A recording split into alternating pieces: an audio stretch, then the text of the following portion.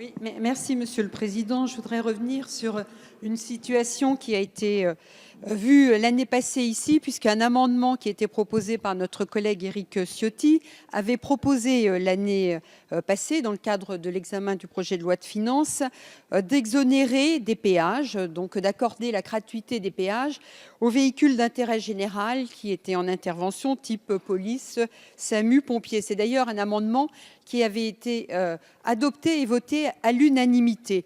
Il semble qu'aujourd'hui, il n'y ait toujours pas d'application de ce dispositif. Donc, on a l'impression qu'il y a un manque de volonté important du gouvernement de bien vouloir mettre en application finalement une décision qui a été votée ici par le Parlement, par l'ensemble des députés. Donc, il serait intéressant, Monsieur le Ministre, que vous puissiez nous en dire plus parce qu'il y a une attente importante.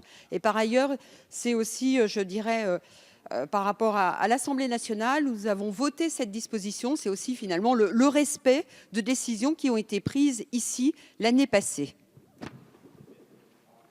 Merci, ma chère collègue.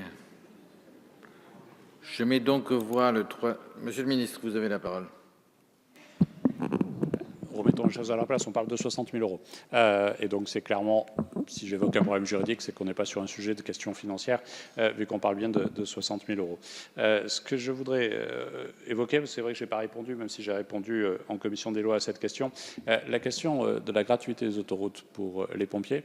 Le Conseil d'État a rendu un avis, je l'ai indiqué en commission des lois, mais je n'ai pas répondu dans cet hémicycle tout à l'heure, a rendu un avis qui dit précisément qu'il est interdit de solliciter du paiement des usagers des sociétés de l'autoroute, la prestation qui serait accordée à un tiers, quel qu'il soit, gratuite. Et donc nous savons qu'aujourd'hui, si nous prenons un décret sur ce sujet et que nous appliquons le texte tel qu'il est, le décret serait immédiatement retoqué. Et donc on a un problème juridique, je l'ai indiqué en commission des lois. Et j'ai indiqué en commission des lois que nous sommes en train de travailler à d'autres dispositifs qui permettent de ne pas le prendre en frontal, comme c'était suggéré, et frontal n'est pas un jugement de valeur négatif, mais comme c'était suggéré dans le texte de loi, mais de trouver une solution qui permette effectivement de garantir cette gratuité, mais de respecter l'avis du Conseil d'État pour éviter qu'on se fasse retoquer le décret. Je préfère être clair et franc sur ce sujet.